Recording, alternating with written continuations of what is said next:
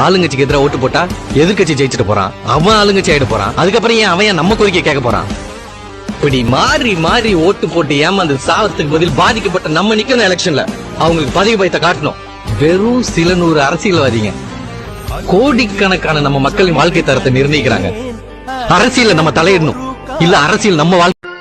பிறர் உழைந்தால் தான் நாம் வாழ முடியும் என்ற நிலையில் நாம் இல்லை. தோற்றவர்களை மேலும் அவமானப்படுத்துவது நமது பண்பு கழகல்ல. பட்டயங்களை எடுத்து கொடுத்து விடுங்கள், அமைதியாக கரைந்து செல்லுங்கள். 100% மக்களை யார் ஆளணும்னு 20% மக்கள் தான் முடிவு பண்றாங்க. இது டெமோக்ரசி. ஒரு குடிமகனோட குறைஞ்சபட்ச தேசப்பற்று ஓட்டு போடுறதுதான். முக்கியமான வேலையே இருந்தாலும் சரி, நிறுத்திட்டு போய் ஓட்ட போடுங்க. 1/2 மணி நேரம் கியூல நின்னு ஒரே ஒரு விரல் அழுத்தி உன் நாட்டுக்காக ஒரு ஓட்டு கூட போட முடியலன்னா நீ தாண்டா முதல் திருட, நீ தாண்டா முதல் குற்றவாளி. எடாம ஓட்டர் ஐடியா.